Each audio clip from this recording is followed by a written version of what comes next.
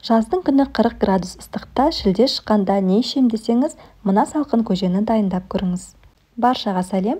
Бүгін сіздермен көкөніске толы, салқын, дәмді әрі тойымды, супер жеңіл, нағыз жаздың номер 1 тағамы окрошка рецептімен бөлісемін. Әдеттегідей мені қолдау мақсатында каналыма тіркеліп, лайк, пікір қалдыруды ұмытпаңыздар.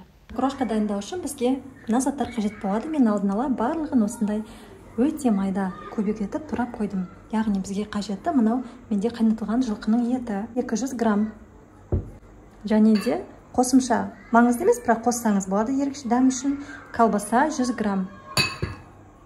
Редиска майда ұсақ етіп туралған 200 грамм. Көк пияз, укроп және кинза 80 грамм шамасында. Қайнатылған жұмыртқа ұсақ етіп туралған көбік етіп, бұл да 200 грамм.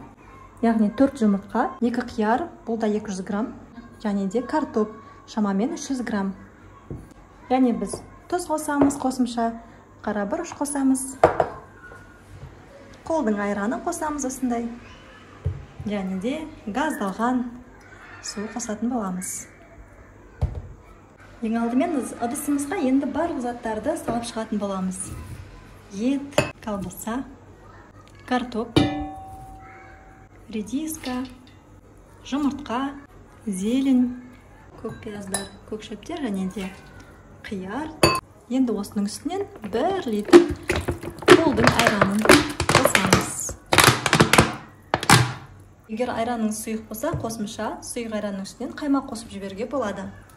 Және де газдалған суымызды құямыз. Қою болғанын қаласаңыз, көп қоспасаңыз болады.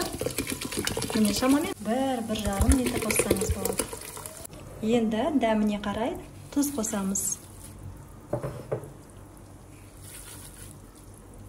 Сосын 1 шай қасық қара бұрыштан қосып жібереміз. Ал енді ең оңай этап барлығын араластырамыз. Бұл бір орыстардың наурыз көжесі сияқты екен. Барлық заттарды араластырып жіберіп жасай салатын.